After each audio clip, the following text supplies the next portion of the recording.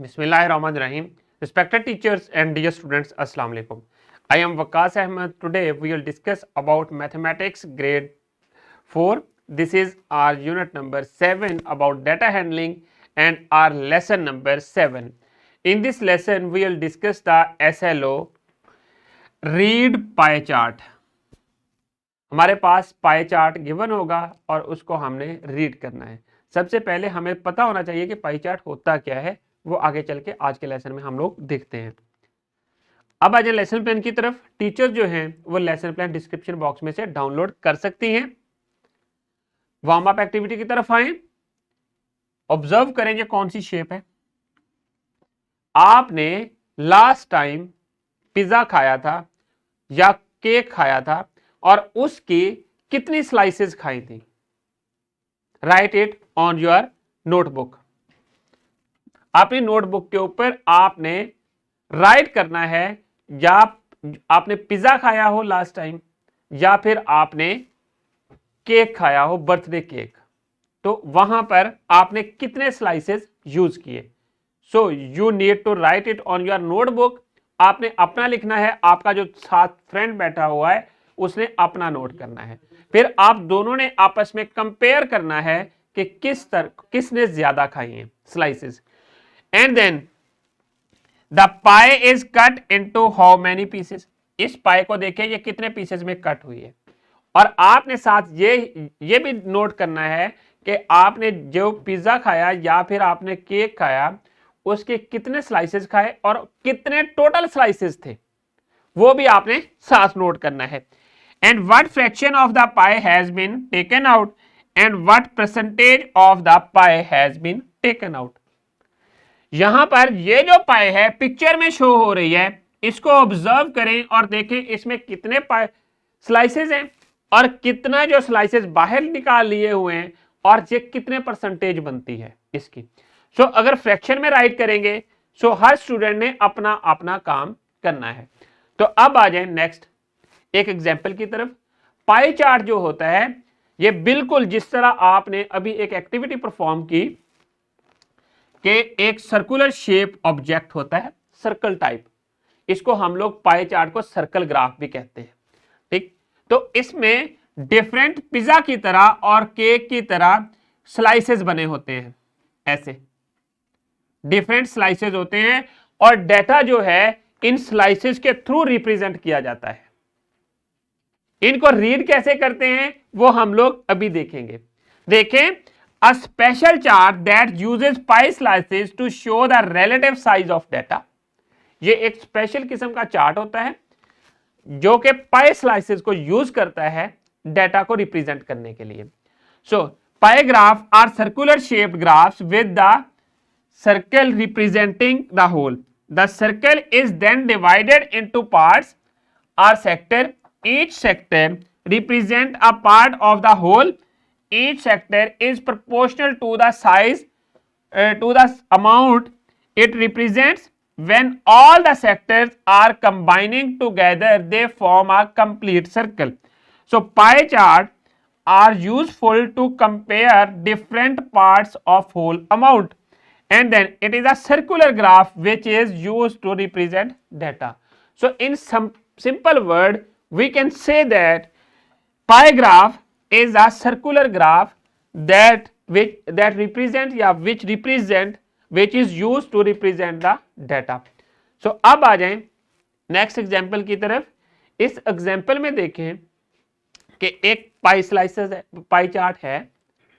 Observe करें जिस data का या जिस सेक्टर का, जिस डेटा में सर्कल के अंदर जो सेक्टर ग्रेटर होगा वो सेक्टर जो है ज्यादा डेटा को रिप्रेजेंट करेगा, जो सेक्टर स्मॉलर होगा वो सेक्टर कम डेटा को रिप्रेजेंट करेगा।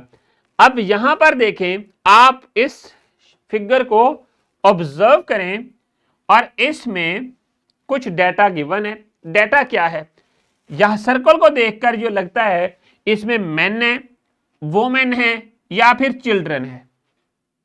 यह किसी फैमिली का डेटा हो सकता है, किसी टाउन का डेटा हो सकता है, किसी कंट्री का डेटा हो सकता है, कोई भी डाटा हो सकता है जब, बट हमने क्या चीज देखनी है, मैन कितने हैं, टोटल पॉपुलेशन का हाफ ऑफ द मैन होते हैं।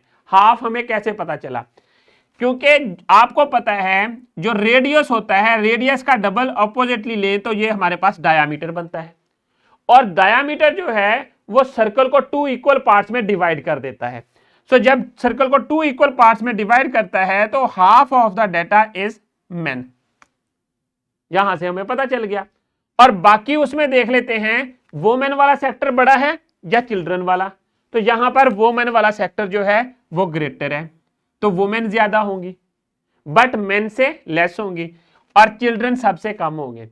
अब आ जाए इन क्वेश्चंस की तरह जिनके आपने आंसर्स करने हैं।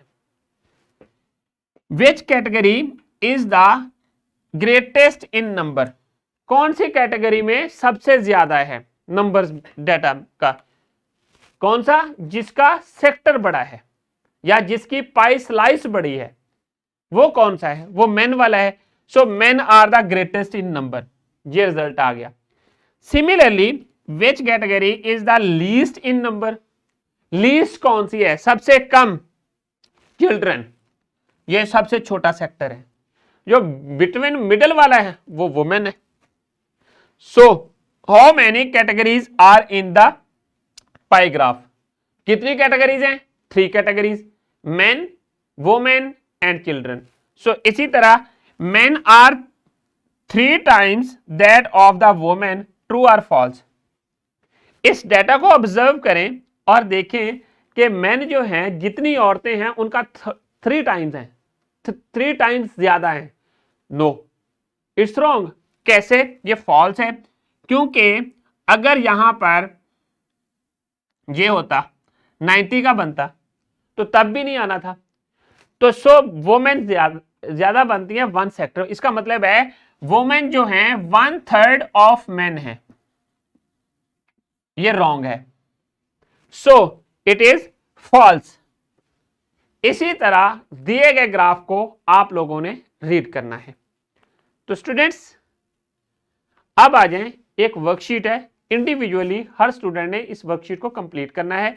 आपने इस सर्कुलर ग्राफ को या पाई चार्ट को ऑब्जर्व करना है और इन क्वेश्चंस के आंसर्स देने हैं, और ये शीट कंप्लीट करने के बाद अपने टीचर को सबमिट करवा देनी है। अब आ जाएं रैप अप की तरफ।